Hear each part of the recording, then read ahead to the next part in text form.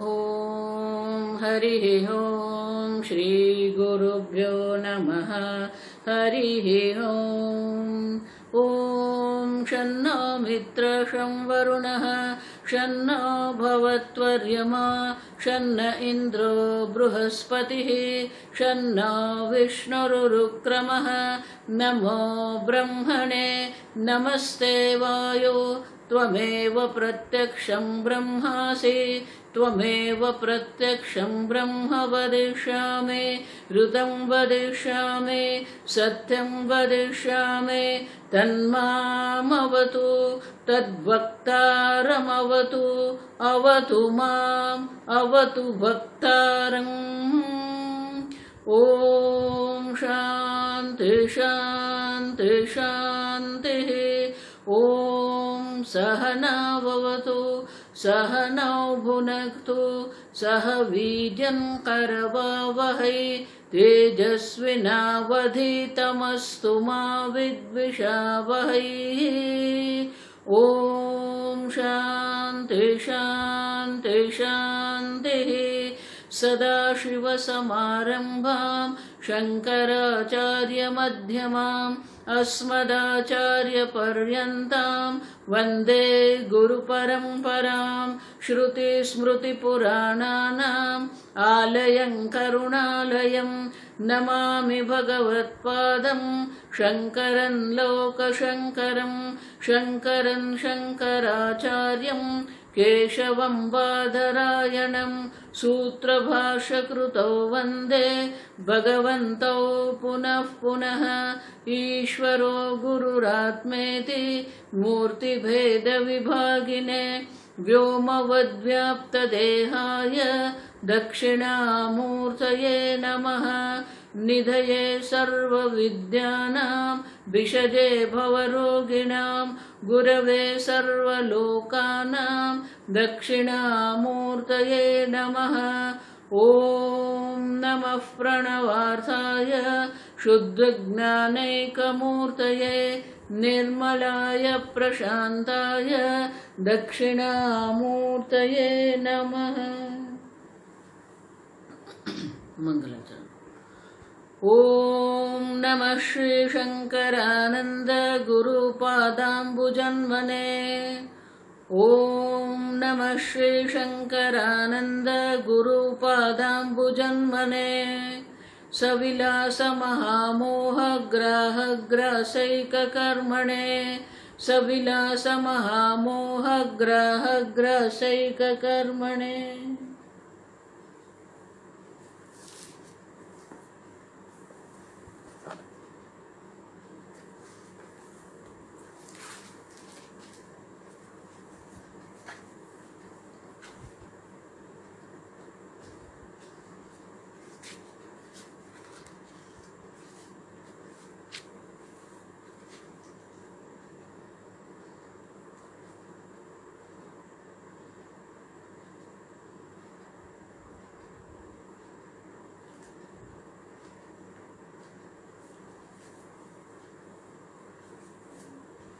श्लोक नंबर 137। प्रसरन्ति हि चोद्याने जगद्वस्तुत्ववादिषु न चोदनीयं मायायां तस्य चोद्यैकरूपतः चोद्येऽपि यदि चोद्यं स्यात् तत्त्वच्चोद्ये चोद्यते मया त्वच्च चोद्ये चोद्यते मया परिहार्यन्ततश्चोद्यं न पुनः प्रतिचोद्यताम्।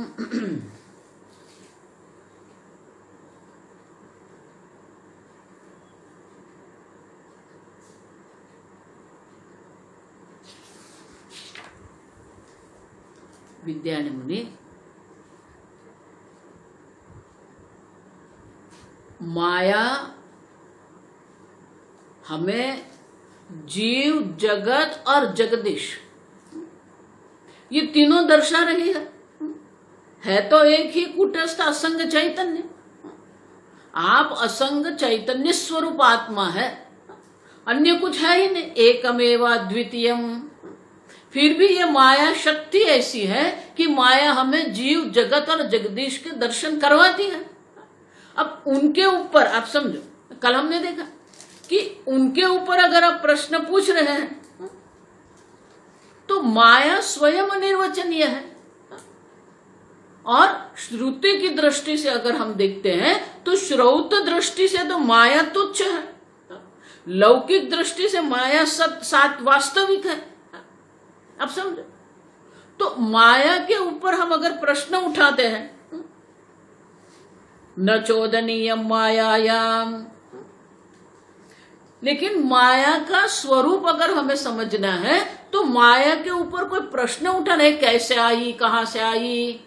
अब देखो, तो विद्यारण्य मुनि कहते हैं कि जो सांख्यवादी है, जो तर्कवादी है, वो प्रश्न पूछते रहते हैं। देखो, बहुत सारे लोग आजकल भी ऐसे द्वैतवादी जो है वो शंकराचार्य जी को मायावादी कहते हैं।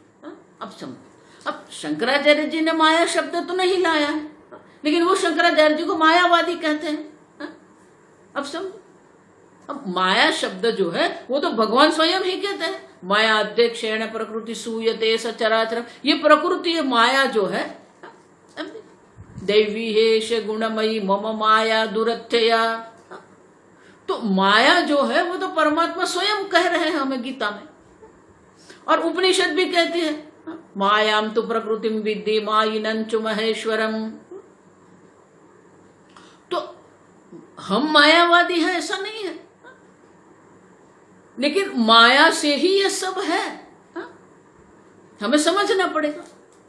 और इसीलिए कहते हैं कि माया के ऊपर कोई प्रश्न उठाए, मायायाम न चो, माया संबंधी मायायाम, माया संबंधी जो प्रश्न जो है वो प्रश्न करने योग्य है ही नहीं। आप समझो, उसके ऊपर कोई प्रश्न उठाने की आवश्यकता नहीं है। आप समझो, हम सब चर्चा करके गए, क्योंकि हमारे मूलभूत जो समस्या है, जो समस्या जिसको हम कहते हैं, या जितने भी हम प्रश्न उठा रहे हैं, जितने भी हम विरोधाभास देखते हैं, वो किसके कारण है?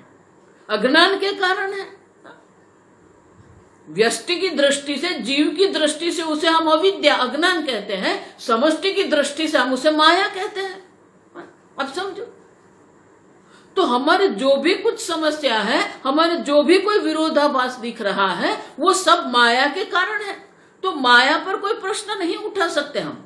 और इसलिए कहते हैं, अगर आप माया जो है, माया के संबंध में अगर आप प्रश्न पूछते भी हैं, तो विद्यारण्य मुनि आगे कहते हैं कि अगर आप प्रश्न पूछते हैं तो माया के बारे में अगर आप एक प्रश्न पूछेंगे तो उनके सामने मैं और एक प्रश्न पूछूंगा, उनके सामने आप एक और प्रश्न पूछेंगे। अब समझो, तो ये प्रश्न उठाते हम रहेंगे, तर्क वितर्क हम करते रहेंगे, उनकी कोई निष्ठा नहीं है। अब समझो, और इसलिए कहते हैं परिहार्यम ततश्चोद्यम न पुनः प्रतिचोद्यताम। तो उसकी निवृत्ति करने, ये प्रश्न उठाना जो हमारे मन में आया है, वो प्रश्न उठाना बंद कब होता है? देखो, बहुत सारे लोग ऐसे होते हैं, एक बार चर्चा करते हैं तो एक चर्चा करते, उससे प्रश्न उठाते, दूसरा प्रश्न उठाते, उनको बस ये प्रश्न उठाना, शंका करना, तर्क वितर्क करना, वही उनको पसंद है। तो विद्यारण्य मुनि कहते हैं हम प्रश्न उठाते रहते हैं। परिहार्यम न पुनः, ऐसा परिहार, ऐसी निवृत्ति करनी चाहिए कि और प्रश्न पूछने का कोई हमें मौका मिले ही नहीं। अब समझो, क्योंकि एक प्रश्न करेंगे, एक तर्क करेंगे, उनके सामने दूसरे तर्क आएंगे। देखो, इसीलिए हमारी बुद्धि को तर्क बहुत पसंद है। हमारी बुद्धि जो है वो तार्किक है, मन जो है वो भावनात्मक है। तो बुद्धि का तर्क वितर्क करने में बुद्धि को आनंद आता है, और इसलिए वो प्रश्न पूछते रहते हैं। और बहुत सारे ऐसे महात्मा हैं जो ऐसे ऐसे तर्क रखते हैं, तो हमें बहुत आनंद आता है। जिस प्रकार से जो पहलवान होते हैं ना, उनको ये शरीर से जो करते हैं ना, एक दो उनमें आनंद आता है, शारीरिक, उसको अभ्यास कहते हैं। अब देखो, विषय का जैसे आनंद होता है उसी प्रकार से अभ्यास का भी एक आनंद होता है। जो हर रोज चलने जाते हैं, जो हर रोज योगासन करते हैं, जिम में हर रोज जो जाते हैं, तो उन लोगों को ये शारीरिक अभ्यास करने में आनंद आता है। उसी प्रकार से ये तर्क वितर्क भी एक प्रकार का अभ्यास है। अब सब ऐसे बहुत सारे महात्मा हो गए और अभी भी ऐसे महात्मा लोग हैं जो ऐसे तर्क वितर्क में हमारी बुद्धि को फंसाते रहते हैं, और हमें भी आनंद आता है तर्क वितर्क करने में। और इसलिए विद्यारण्य मुनि कहते हैं कि कहीं न कहीं तो उनका परिहार्य, कहीं न कहीं उनका अंत लाना पड़ेगा। अब तो नहीं तो फिर अनवस्था दोष हो जाएगा। अब समझो, तर्क में भी अनेक प्रकार के दोष होते हैं। तो विद्यारण्य मुनि कहते हैं अगर आप यहां तर्क वितर्क करते रहेंगे, प्रश्न उठाते रहेंगे, प्रश्न पर भी आप प्रश्न उठाते रहेंगे, तो अनवस्था दोष लगेगा, माने कि उनका कोई अंत नहीं आएगा। अब समझो, कोई निश्चय, कोई निर्णय तो होना चाहिए ना। और इसलिए कहते हैं परिहार्यम, ये प्रश्न करना, ये तर्क वितर्क करना, उनका अंत करना पड़ेगा और ऐसे निवृत्ति करनी पड़ेगी कि वो दूसरा कोई प्रश्न उठा न सके। अब देखो, ये तर्क करने में भी अनेक प्रकार के दोष हैं। अन्योन्याश्रित दोष, अनवस्था दोष। तो यहां क्या कह रहे हैं विद्यारण्य मुनि कि ये अनवस्था दोष हमें मिल सकता है, और इसीलिए अब आप जो ये सब प्रश्न कर रहे हैं, आप जो ये तर्क वितर्क कर रहे हैं, हमें उनका अंत लाना है। परिहार्यम, अब बहुत हो गया तर्क वितर्क, अब उसका अंत हम ला रहे हैं, और ऐसे हम अंत लाएंगे कि आपको दूसरा कोई प्रश्न उठाने का कोई संभावना आपके लिए रहेगी ही नहीं।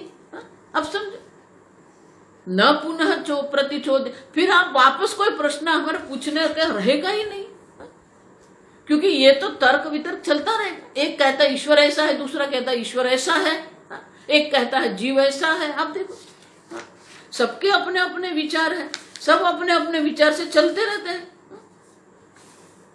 और इसलिए कहते हैं कि कहीं न कहीं इनका अंत लाने की आवश्यकता है। बहुत तर्क वितर्क करने की आवश्यकता नहीं है। आप समझे, दुस्तर्काम सुविरम्यताम, इसलिए शंकराचार्य जी कहते हैं साधन पंचक में, जो ये दुस्तर्क करने की हमें आदत पड़ गई है, उसका अंत लाना पड़ेगा हमें। आप समझे,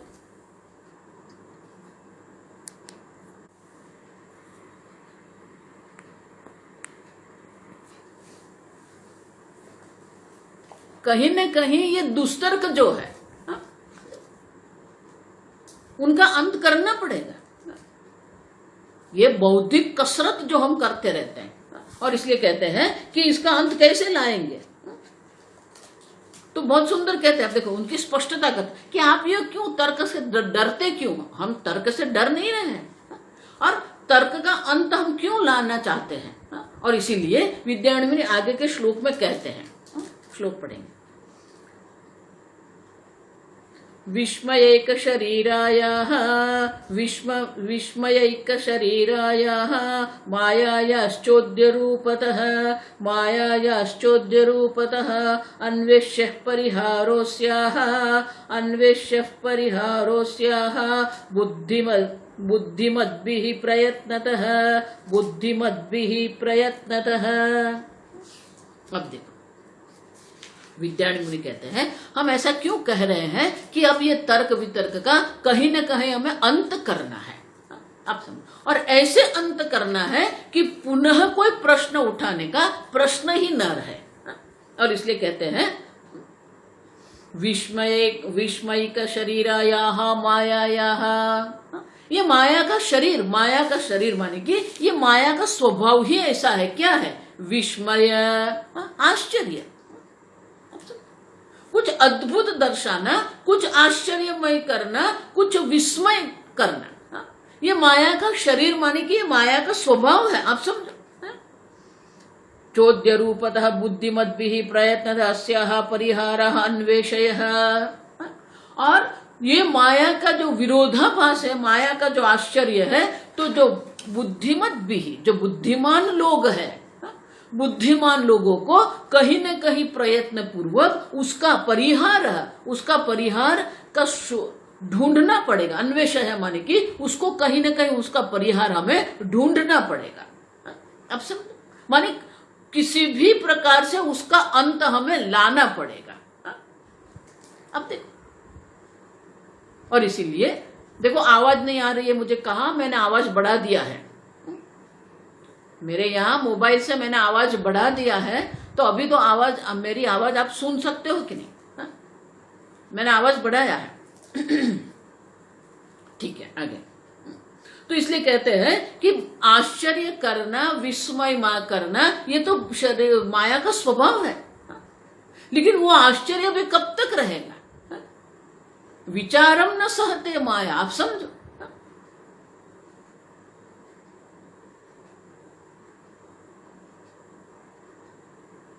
बिल्कुल आपको समझना पड़ेगा ये कि माया जो है वो आपको ऐसे ऐसा बताती रहती है और उसको ऐसे सत्य बना के लगाती है।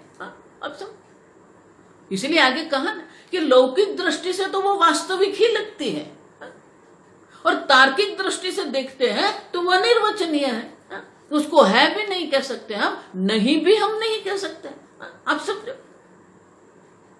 और इसीलिए विद्यारण्य मुनि कहते हैं कि जो बुद्धिमान लोग जो है उनको कहीं न कहीं ये तर्क वितर्क का अंत लाना पड़ेगा। ये प्रश्नोत्तरी जो हम करते रहते हैं, वो प्रश्नोत्तरी का कहीं न कहीं हमें अंत लाना पड़ेगा, नहीं तो कोई उनकी अवस्था ही नहीं है। तर्क की कोई अवस्था नहीं है, तर्क का कोई निश्चय नहीं है, आप समझो। और इसीलिए कहते हैं कि ये जो तार्किक लोग हैं, स्वामी जी हमको हमेशा कहते थे कि जो बहुत तर्क वितर्क करते हैं ना, उनके साथ कभी भी चर्चा में मत बैठो।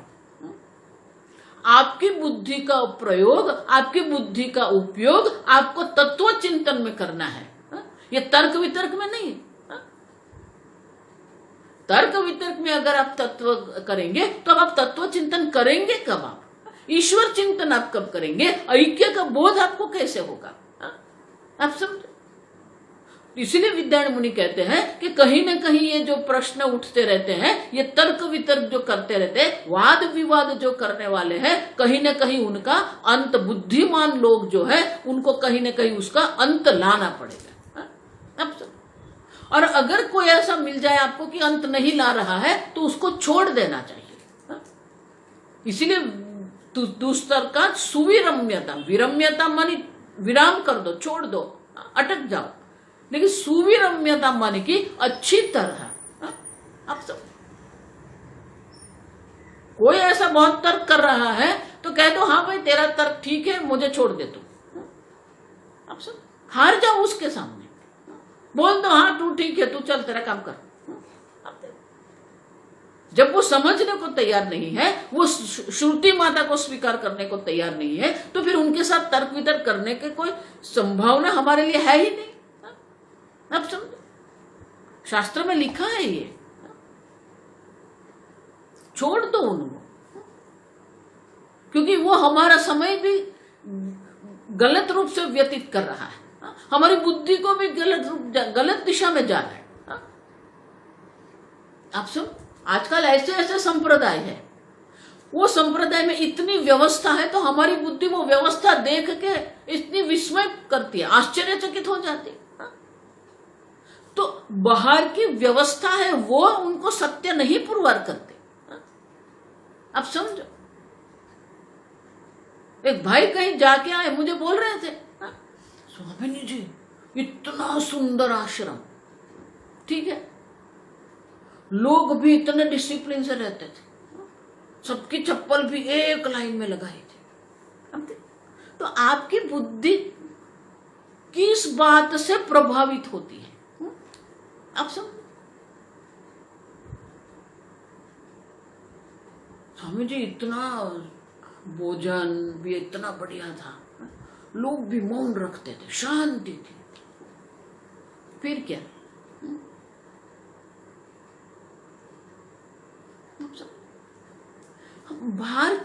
बाहर की जो शिस्त है, बाहर की जो व्यवस्था है, उससे हम बहुत प्रभावित होते हैं। अच्छा है, स्वच्छता है, मौन है, बहुत अच्छा है, मैं ऐसा नहीं कह रहा कि ये गलत है, ठीक है, लेकिन उससे प्रभावित होने की आवश्यकता नहीं है। ये बाह्य व्यवस्था है। उनका सिद्धांत क्या है, वो शास्त्रों को मानते हैं कि नहीं, वो ईश्वर को मानते हैं कि नहीं, वो महत्व का है। आपका आश्रम कितना भी सुंदर है, लेकिन अगर आश्रम में मंदिर ही नहीं है तो अब समझ। मैंने पूछा मंदिर देखो, भगवान का मंदिर है कि नहीं? नहीं, वो उनके यहाँ मंदिर नहीं होता है। अब देखो तो प्रवचन का जो बड़ा हॉल है, वहां भगवान है कि नहीं? नहीं, वहां भगवान नहीं है। तो पूजा पाठ करते कि नहीं? पूजा पाठ नहीं है उसके संप्रदाय। अब मुझे कहो ये कौन सा संप्रदाय है? अब समझो, बाह्य व्यवस्था से प्रभावित होने की कोई आवश्यकता नहीं है। बाह्य तर्क वितर्क से भी प्रभावित होने की आवश्यकता नहीं है। इसीलिए विद्यारण्य ने आगे ही कह दे त्रिधा माया। अब देखो 3 प्रकार से माया है। लौकिक लोग के लिए वो सत्य है, वास्तविक है। तार्किक लोग के लिए अनिर्वचनीय है, लेकिन श्रुति की दृष्टि से देखे तो माया है ही नहीं, तुच्छम। अब जो नहीं है उनके लिए हम इतनी चर्चा क्यों कर रहे हैं? जो है ही नहीं उनके लिए तर्क करने की आवश्यकता नहीं है। अब ये आकाश नीला क्यों है? अब है ही नहीं तो उनकी चर्चा क्यों करनी है हमें? अब समझ, अब आकाश की नीलिमा पर पीएचडी नहीं करेंगे, वो है ही नहीं, दिखता है लेकिन है नहीं। उसी प्रकार से माया का अनुभव हो रहा है, माया ये सब हमें दर्शा रही है, लेकिन वो है ही नहीं। और इसीलिए कहते हैं बुद्धिमान लोग वो हैं जो ये जो चर्चा है उनका अंत करते हैं, और प्रयत्न पूर्वक उनके अंत करने का उपाय भी उनको ढूंढना पड़ेगा। परिहार्य अन्वेषय, उसमें हमारी बुद्धि नहीं लगानी। हमारी बुद्धि वो लगानी है कि ऐक्य कैसे है। आप ईश्वर है, आप स्वयं ईश्वर है, आप स्वयं ब्रह्म स्वरूप है। तो आपको ये प्रश्न पूछना चाहिए, मुझे ये ब्रह्म स्वरूप, मैं ब्रह्म स्वरूप हूं, मुझे नहीं समझ में आता है, क्यों नहीं समझ में आता है? भजगोविंद में इसलिए शंकराचार्य जी कहते हैं कि प्रश्न उठाना है आपको, तर्क वितर्क करना है तो ऐसे करो आप। कोहम कुतायातः कामे जननी को में तातः, ये प्रश्न उठाओ। मैं कौन हूं? मैं कहां से आया हूं? मेरी मां कौन है? मेरा पिता कौन है? प्रश्न उठाना है तो ये प्रश्न पूछो आप। लेकिन माया के बारे में इतनी चर्चा करने की आवश्यकता नहीं है।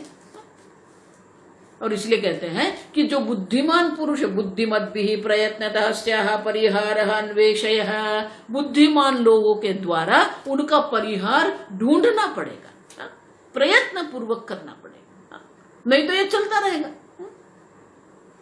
और इसलिए कहते हैं, आगे कहेंगे, तो फिर ये जो मुमुक्षु जो है, साधक लोग जो है, जिनको ये तर्क वितर्क में नहीं पढ़ना है, उनके लिए विद्यारण्य मुनि बहुत सुंदर कहते हैं। हम आगे पढ़ेंगे। मायात्वमेव निश्चेयम्, मायात्वमेव निश्चेयम् इति चेत्तर्हि निश्चिनो, इति चेत्तर्हि निश्चिनो लोक प्रसिद्ध मायायाः, लोक प्रसिद्ध मायायाः लक्षणं यत्तदीक्ष्यताम्, लक्षणं यत्तदीक्ष्यताम्।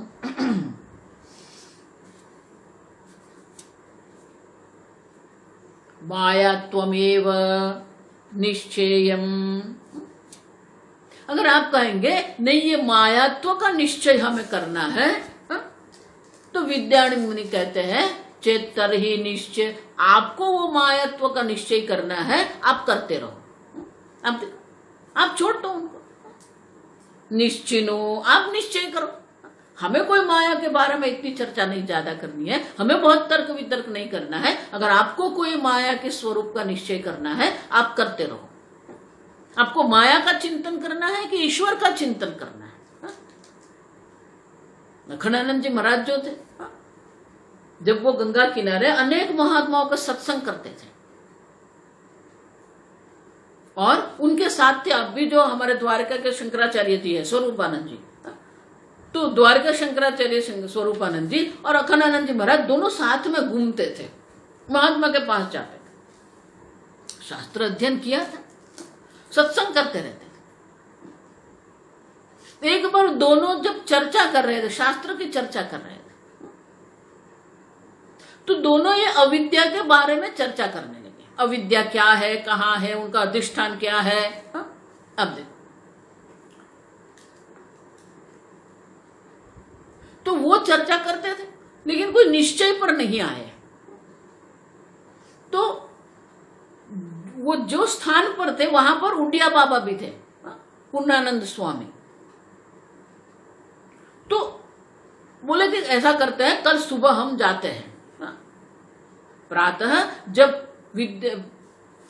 उडिया बाबा का नियम था, प्रातः उठ जाते थे और बैठते थे, सत्संग करवाते थे। तो बोले कि सुबह जब प्रातः हम जाएंगे और प्रश्न करेंगे हम। अब दोनों गए, दोनों बैठे, प्रणाम किया, फिर कहा महाराज जी एक प्रश्न है। तो बोलो। तो कल हमने इतनी, वो बोलते रहे, महाराज श्री ने पूरी रजूआत कर दी कि हमने ये चर्चा किया, हमने वो चर्चा किया, अविद्या क्या है, अविद्या क्यों है, ये सब हमने चर्चा किया, कोई निश्चय पर हम नहीं आए। तो उड़िया बाबा भी शांति से सुनते रहे, 5 मिनट 10 मिनट सुनते रहे। अब जब पूरा हो गया उनका, तो उन्होंने एक ही वाक्य पूछ लिया। अब देखो, बोले सुबह सुबह आपको अविद्या का चिंतन करना है कि ब्रह्म का चिंतन करना है? अब सब तो हमारी बुद्धि हमें ब्रह्म चिंतन में लगानी है, हमारी बुद्धि हमें ये मायात्व की चर्चा करने की आवश्यकता नहीं है। और इसलिए कहते हैं अगर आपको कोई निश्चय करना है, आपको अगर तर्क वितर्क करना है, आप करते रहो,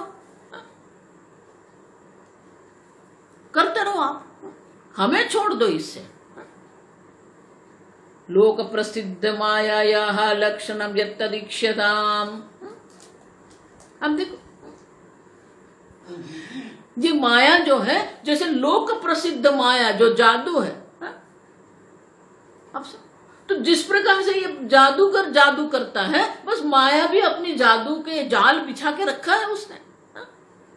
आप फंसते रहो उसमें, आप करते रहो माया की चर्चा।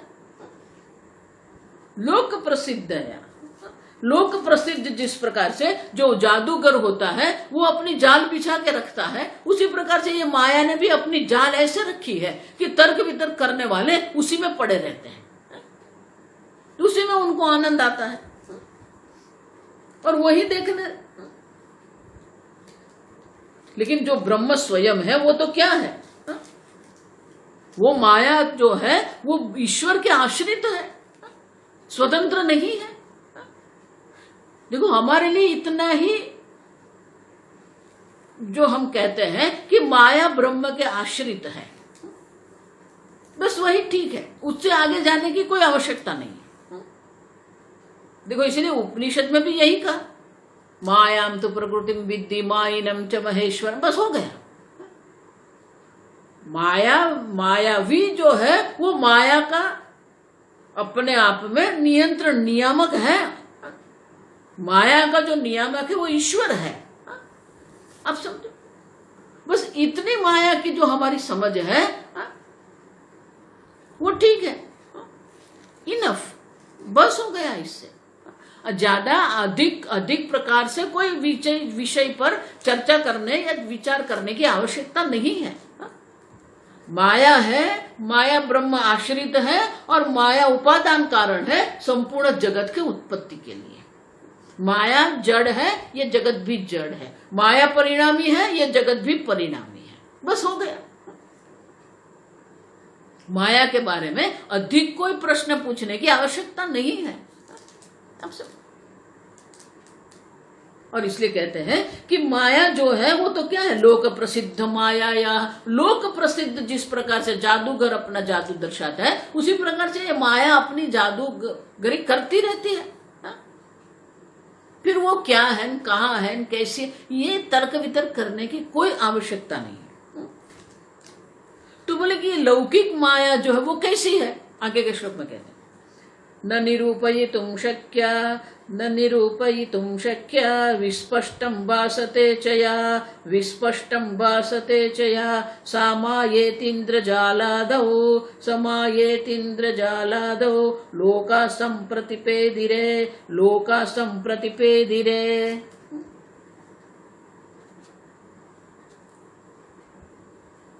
न निरूपयितुं शक्या, विस्पष्टं भासते च या, भासते जो दिख रही है, या माया भासते जो माया हमें दिख रही है उनका यही है ऐसा हम निरूपण नहीं कर सकते हैं। न निरूपयितुं शक्य, इसका निरूपण करना संभव नहीं है। आप समझो, आप कोई निश्चय करने का प्रयत्न कर रहे हैं लेकिन निश्चय करना संभव नहीं है। देखो उसी को तो माया कहते हैं हम, है भी नहीं कह सकते, नहीं भी नहीं कह सकते। पूज्य स्वामी जी इसलिए बहुत सुंदर कहते हैं, ये जगत है, ये माया है, अविद्या है,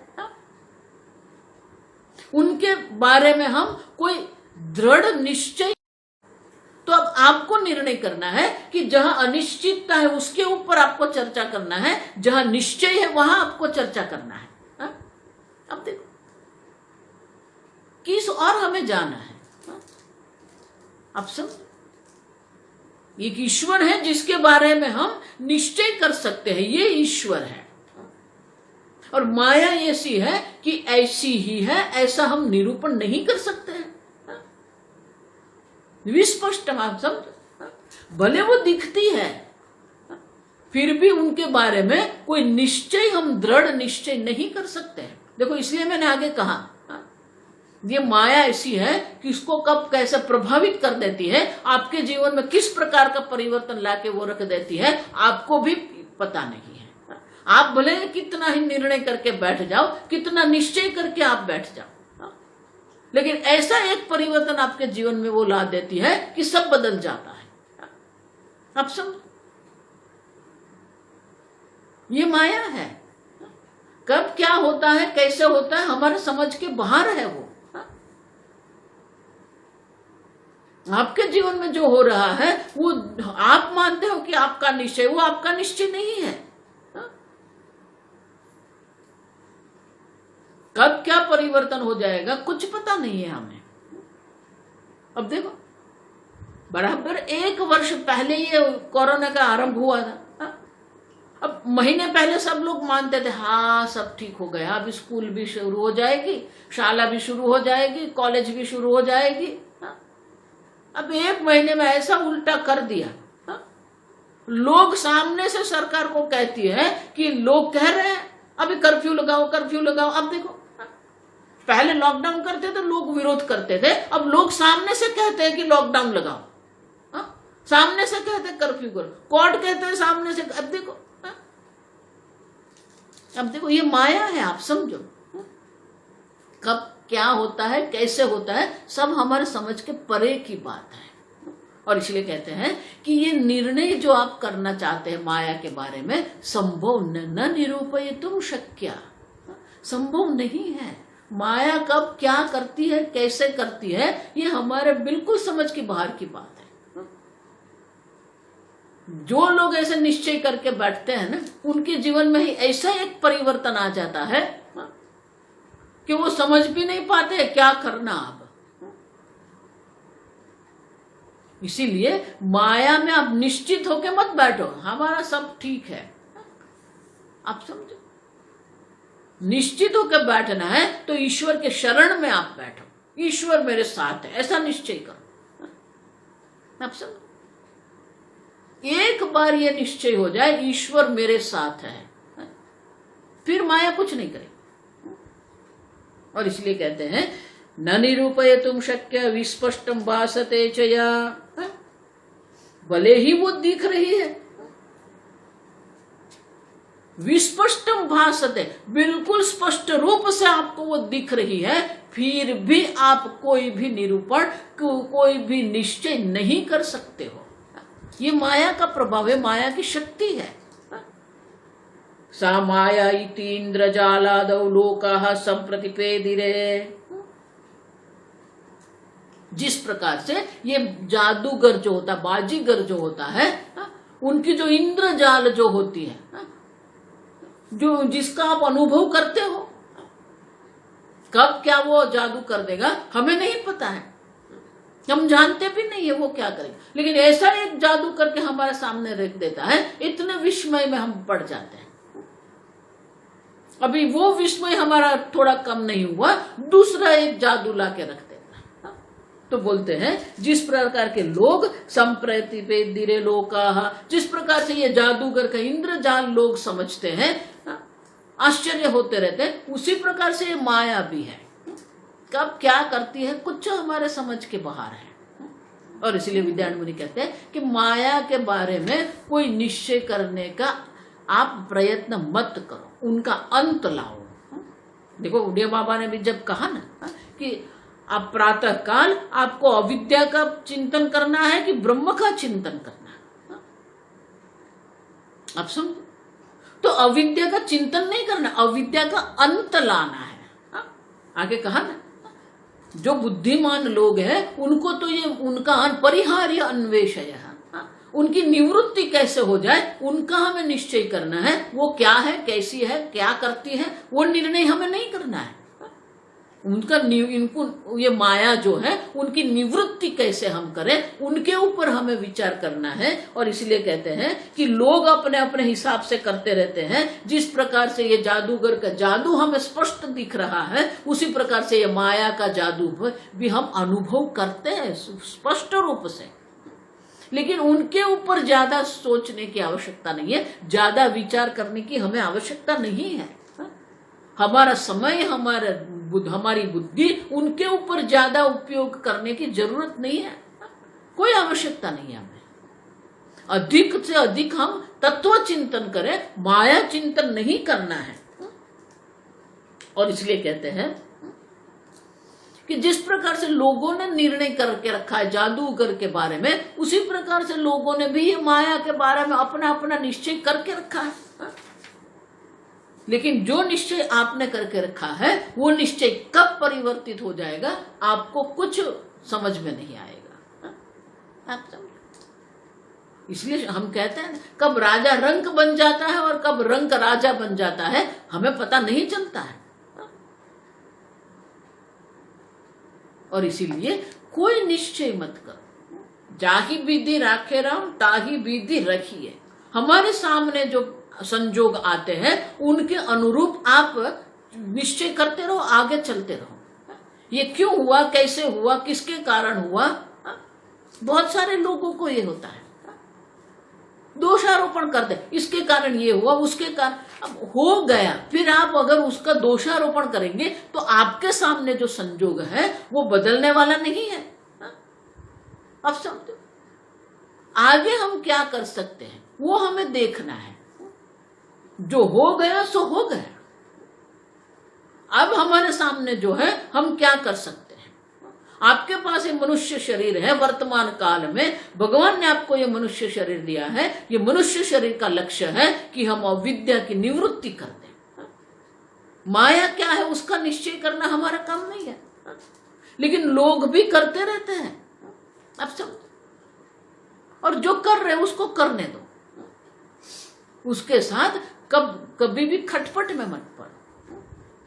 आपकी बुद्धि जो है वो बुद्धि का क्षय उसके सामने मत करो, आपका समय उसमें व्यतीत मत करो, आप ईश्वर चिंतन करो, आत्म चिंतन करो। और इसलिए विद्यारण्य मुनि कहते हैं कि ये मनुष्य जो है निर्णय करते रहते हैं, करने दो उनको, आप छोड़ दो। आगे इसलिए विद्यारण्य मुनि कहते हैं हम जो माया के बारे में कह रहे हैं, जो लौकिक माया जो है उनके बारे में हमने जो निरूपण किया है वो निरूपण ठीक है, बस उससे ज्यादा कोई निरूपण करने की, कोई निश्चय करने की आवश्यकता नहीं है। इसीलिए आगे के श्लोक में कहते हैं स्पष्टं भाति जगच्चेदं, स्पष्टं भाति जगच्चेदं, अशक्यं तन्निरूपणम्, अशक्यं तन्निरूपणम्, मायामयं जगत्तस्मात्, मायामयं जगत्तस्मात्, ईक्षस्वापक्षपाततः, ईक्षस्वापक्षपाततः। स्पष्टं भाति जगच्चेदं, ये जगत स्पष्ट रूप से हमें दिख रहा है। अब देखो अशक्यम तन्निरूपणम, लेकिन ये कार्य है, ये कारण है, ये ऐसा है, ये वैसा है, ऐसा कोई निश्चय हम नहीं कर सकते हैं। अशक्यम तन्निरूपण। देखो उड़िया बाबा कहते थे हम लोग जो क्या करते हैं, किसी के गुण देख लिए प्रशंसा कर दी, किसी के दोष देख लिए निंदा कर दिया। तो उड़िया बाबा हमेशा कहते थे निंदो मत सराहना पड़ेगा, सराहो मत निंदना पड़ेगा। अब बहुत किसी की प्रशंसा मत करो, आपको ऐसा एक अनुभव उनके साथ हो जाएगा कि आप उसकी निंदा करने लगेंगे। और किसी की निंदा मत करो, दोष दर्शन मत करते रहो। क्यों? बहुत निंदा करते रहेंगे लेकिन वही व्यक्ति के साथ आपको एक ऐसा अच्छा अनुभव हो जाएगा कि आप उनकी प्रशंसा करने लगेंगे। आप सब इसलिए भागवत में बहुत सुंदर कहते हैं अन्येषु दोष गुण चिंतनम आशु मुक्त्वा। आशु माने कि तत्काल, अन्य के गुण दोष का चिंतन छोड़ दो। आप समझो, ये जगत स्पष्ट रूप से हमें दिख रहा है, लेकिन अगर उनके बारे में निश्चय करने का आप कह रहे हैं तो निरूपण उनका अशक्य है, क्योंकि कब कैसा परिवर्तन हो जाएगा हमें वो किसी भी प्रकार से कोई ज्ञान नहीं है। आप समझ, और इसलिए कहते हैं स्पष्टम भाति जगच्छेद। लेकिन ये जगत में क्या कार्य है, क्या कारण है, आप कभी निश्चय नहीं कर सकते।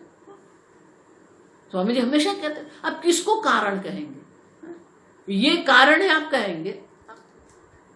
अब देखो पुत्र कहेंगे तो वो कार्य है, लेकिन वही व्यक्ति पिता भी है तो वो कारण भी है। बीज कहेंगे तो वो कारण है,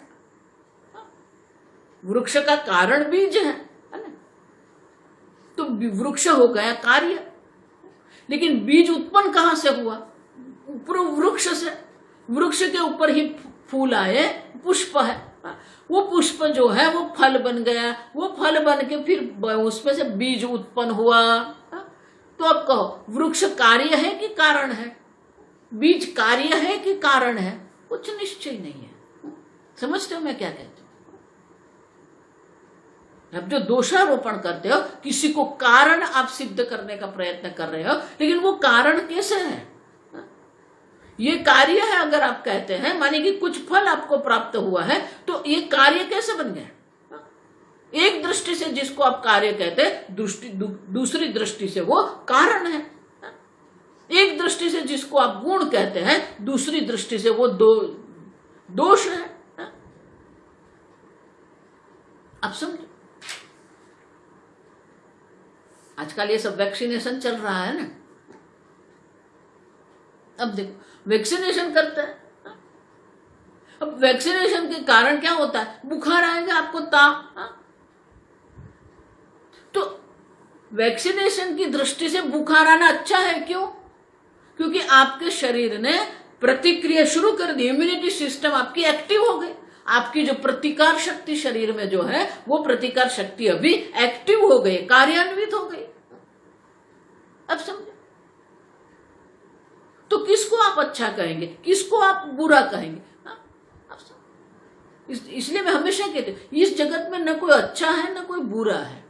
there is nothing good and bad, understand. There is nothing right and wrong, understand. सब सापेक्षिक है. एक दृष्टि से जिसको हम अच्छा कहते हैं वही दूसरी दृष्टि से गलत है. समझो आप ठीक से. ये सब सापेक्षिक जगत है. सापेक्षिक जगत में कोई निर्णय संभव नहीं है. और इसलिए विद्यारण्य मुनि कहते हैं कि माया जगत भले ही स्पष्ट दिख रहा है, लेकिन इसका निरूपण अगर आप करने जाएंगे तो निरूपण संभव नहीं है. सूर्य चंद्र आप देखो सब है, निहारिका है, लेकिन ऐसा ही है ऐसा आप कोई निश्चय नहीं कर सकते. और इसलिए कहते हैं मायामयम जगत तस्मात्. और इसलिए ये जो जगत है कैसा है, मायामय है. मायामय माने कि ये माया का जादू है. ये माया के द्वारा जो हमें दर्शाया गया है वो हम देख रहे हैं. और वही मायामय जगत में हम सत्य मान के बहुत कुछ कर रहे हैं. हम समझे, माया में ऐसे फंस के हम बैठ जाते हैं, कर्म में इतने आसक्त हो जाते हैं, कर्म फल में इतने आसक्त हो जाते हैं हम कि वही करते रहते हैं. देखो ये सब मायामय है. आप समझो, माया हमें कहां कब फंसा देती है हमें पता नहीं चलता है. और इसलिए कहते हैं पक्षपातता. अपक्षपातता माने ये पक्षपात मत करो.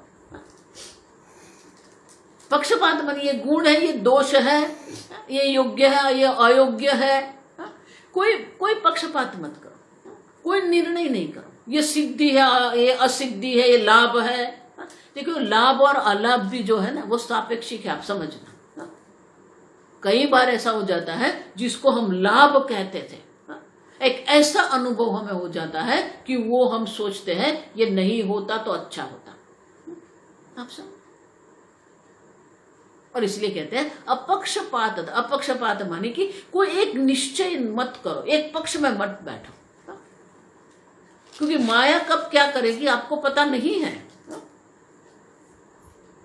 बस इतना ही जान लो कि ये जगत मायामय है. जगत ने आपके, ये संपूर्ण जगत का जो आप अनुभव कर रहे हैं माया ने आपके सामने ये जगत रख दिया है. बस बाकी छोड़ दो चर्चा, क्योंकि ये माया जो है ऐसे लोगों को फंसाती है. आप देखो काशी आप जाइए, आप समझो,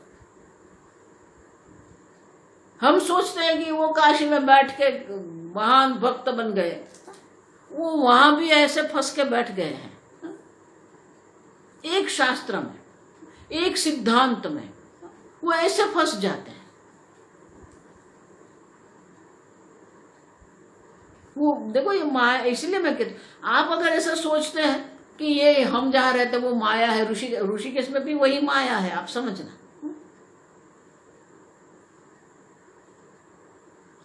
तत्व चिंतन हमारा होना चाहिए, ईश्वर चिंतन होना चाहिए, ब्रह्म चिंतन हमारा होना चाहिए. माया देखो ये विद्यारण्य मुनि इतना विस्तार क्यों कर रहे हैं, क्योंकि ये हमारी बुद्धि का एक स्वभाव है तर्क वितर्क करना. इसलिए विस्तार पूर्वक ये कर रहे हैं कि हमारी बुद्धि वहां से हट जाए. ये जगत भी मायामय है तो जगत का ज्यादा चिंतन करने की आवश्यकता नहीं है. ये जगत को सिद्ध करने की आवश्यकता नहीं है. मायामय है, दिख रहा है, लेकिन उनका कोई निरूपण करने की आवश्यकता नहीं. कोई निर्णय नहीं कर सकता. जिसको हम क्या मानते थे ये बड़ा भक्त है, वो भी माया में ऐसे फंस जाते हैं, ऐसे कर्म में फंस जाते हैं कि उसे वहां से वो निकल ही नहीं सकते. जब बहुत बहुत वर्षों पहले मेरे जब सत्संग एक बहन सुनती थी, आनंद आता, वो आती रहती थी, वो है बहुत, वो भी सत्संगी ही थी. पर एक बार मेरे पास आई, स्वामी जी हमारे जो गुरुजी थे ना वो भी ऐसे ही वेदांत पढ़ाते थे. अब देखो ये वाक्य देखो, पढ़ाते थे. तो बोले अब क्या हो गया, अब नहीं पढ़ाते? तो बोले नहीं, अभी वो पहले बहुत नियमित करते थे, अभी नहीं करते। तो बोला क्या हो गया? तो बोला कि नहीं वो बहुत व्यस्त है अभी।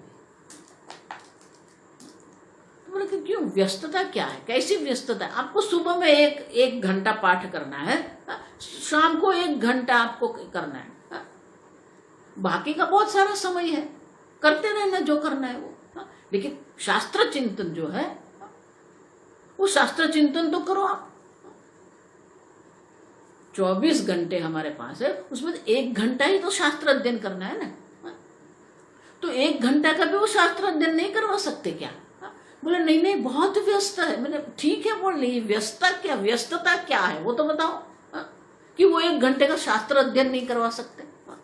अब समझो, तो उनके समझ में आ गया मैं क्या पूछ रही हूँ, मेरा प्रश्न मैं क्यों कर रही हूँ। तो वो मुझे कहने वो संकोच करने लगी, क्योंकि उनके समझ में आ गया मैं क्या पूछ रही हूँ। फिर बोला ठीक है, उनकी व्यस्तता बताओ तो सही। नहीं वो एक बड़ा आश्रम बना रहे हैं, तो आश्रम बनाने में इतने व्यस्त है। आप देखो,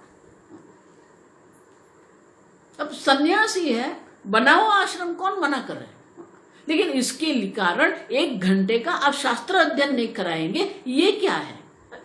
अब समझ में आया मैं क्या कहता हूं? ये माया कहां से आपको घुमा देती है ना, आपको पता भी नहीं चलता है।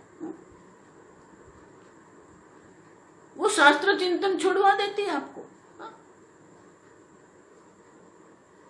अब समझो, और इसीलिए विद्यारण्य मुनि कहते हैं कि ये माया जो है, माया का चक्कर ऐसा चलता है कि बड़े बड़े पंडित भी उनमें फंस जाते हैं। वो समझते भी नहीं कि वो फंस गए हैं, वो ऐसा ही मानते कि सब ठीक ही है। और इसीलिए आगे के श्लोक में कहते हैं, वो हम कल देखेंगे।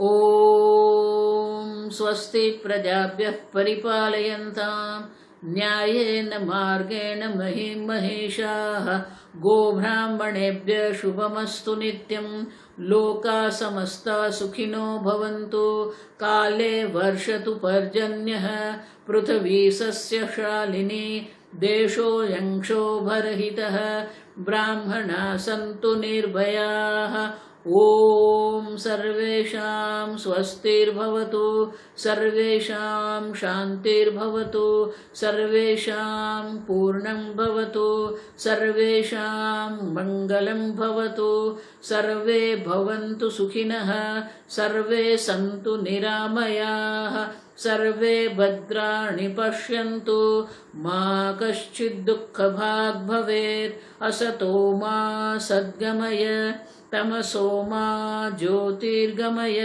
मृत्योर्मा अमृतंगमय ओम पूर्णमदः पूर्णमिदं पूर्णात् पूर्णमुदच्यते पूर्णस्य पूर्णमादाय पूर्णमेवावशिष्यते ओम शांति शांति शांति हरिः ओम श्री गुरुभ्यो नमः हरिः ओम।